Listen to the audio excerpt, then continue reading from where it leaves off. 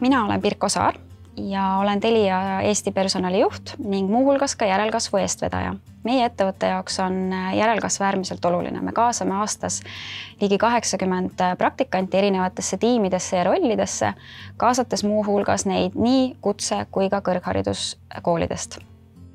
Praktikantide organisatsioonis oleku aeg on tegelikult pisut erinev, ehk et see sõltub hästi suuresti sellest, mis erialapraktikat ta teeb, et on ütleme, et võib-olla turunduspraktika, mis võib kesta 2-3 kuud või ka personalipraktika, aga on arendajapraktika, mis on minimaalselt 6 kuud, nii et need on natuke erinevad. Juhendamiseks ettevalmistamine oli tegelikult üpris lihtne, kuna nagu öeldud, siis meie organisatsioon kaasab aastas päris palju praktikante ning me juba koolitame oma enda juhendajad ja juhte praktikante juhendama. See tähendabki siis seda, et me kaasame neid aastas korra seminarile, kus siis selgitamegi erinevate koolide võib-olla ootusi ja juhendamise nii-öelda siis selliseid vorme ja püüame luua selle selguse ja nendele ka sellise teadmise taustal, et neil oleks turvalisem, kui praktikant majja tuleb. Ja nendest materjalidest ja varasematest teadmistest ma tegelikult ise ka lähtusin. Nii et see ettevalmistus oli tegelikult väga lihtne. Praktika juhendajate seminar on siis sisult see, et me kutsume kõik ettevõttes olevad meie spetsialistid, siis, kes on valmis praktikante juhendama. Nad võivad ka varasemalt juba seda teinud olla, aga me iga aasta teeme sellise värskenduse. Kutsume nad kokku, räägime neile läbi põhitõed, räägime neile läbi seni esinenud erinevad olukorrad, julgustame neid siis ka praktikantidega tegemagi korralikke praktikaplaane, anname neile näpunäiteid ja muuhulgas tegelikult natuke juhendame ka coachimise teemal, nii et pisut sellist nii-öelda juhtimisalast nõu anname tegelikult ka, nii et see on igati iga aasta väga oodatud ja praktikajuhendajad väga hindavad seda kokkusaamist.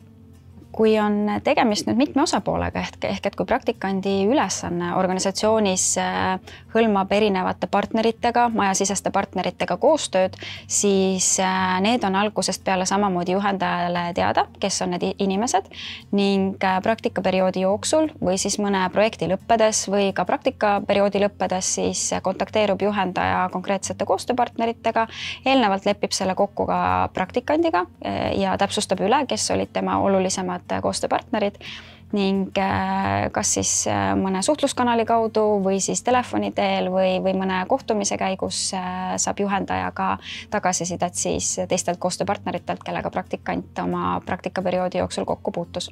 Praktika juhendamisel hindaja roll on ühest küljest võib-olla päris suur väljakutse, sest tihtipeale need ootused ja eesmärgid on koolide poolt tulenevalt erinevad. Küll aga koostöös ja suheldes praktikandiga on kindlasti kõik ületatav, nii et mitte midagi ei jää kindlasti mitte hindamise taha. Hindamise tegi minu jaoks äärmiselt lihtsaks praktikant ise, ehk et alustades siis esimestel praktikapäevadel vaatasime koos üle, mis on kooli poolt esitatavad ootused ja mis vormis need kõik on.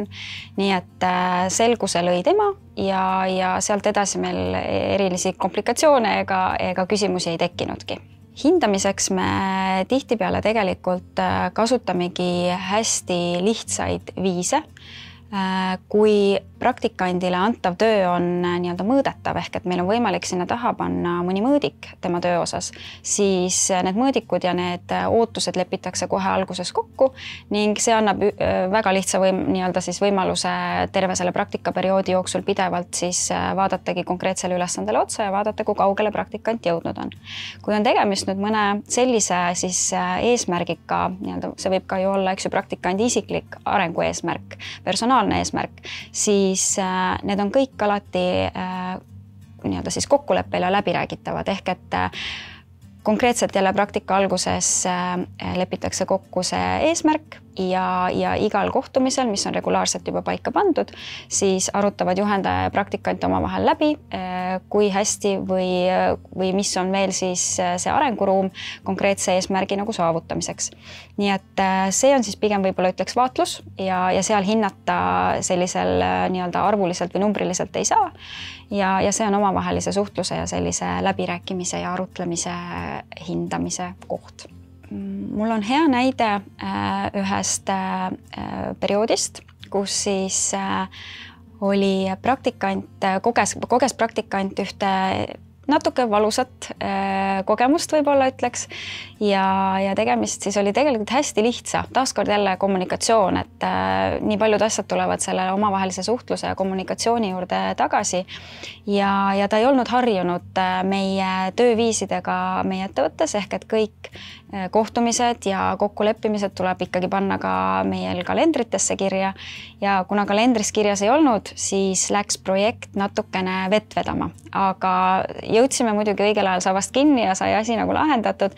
Õppetund oli valus, õppetund oli ühest küljest valus tegelikult mulle kui ka juhendajale, sest et sain taaskord jälle ise aimu ja aru, et tuleb mingid asjad öelda ka valjusti välja, mitte aimata ja eeldada, et praktikant tegelikult kõike teab ja meie nii-öelda tavasid ja norme ettevõttes kõike juba varasemast juba on teadlik kõigest. Minu kui praktika hindaja jaoks on see protsess olnud ka silmi avav. Ühest küljest olla valmis ka keerulistest asjadest praktikandiga rääkima, sest et kindlasti ei ole õige see, kui praktikant annab oma praktikaplaani ja iganädalase aruandluse faili ja juhendaja lihtsalt täidab, et see on tegelikult omavaheline koostöö ja igal ka konstruktiivsel tagasisidel peab olema põhjendus ja olla siis valmis neid kõiki asju põhjendama ja selgitama sellisel kujul, et see ei oleks demotiveeriv, vaid ikkagi motiveeriv ja edasiviiv tagasiside. Ehk et see on minu jaoks olnud kõige suurem õpikoht. Enda kogemuse põhjalt julgen siiralt ja väga kindlalt soovitada praktikanti endale võtma, teda juhendama, sest et me oleme ka oma organisatsiooni sees öelnud, et see on endale väga hea arengukoht. Et kui tihtipeale mõelda, et oma rollis olen juba hästi tugev ja tean kõike, siis tegelikult see juhendaja roll võib tuua välja need kitsaskohad, kus sul on ikkagi ka veel arenguruumi. Nii et selleks, et ka ise edasi liikuda, võiks see olla küll kindlasti üks selline hea koht, mida enda jaoks heas mõttes ära kasutada. Meie organisatsioon näeb seda kasutegurit, et toon hea näite.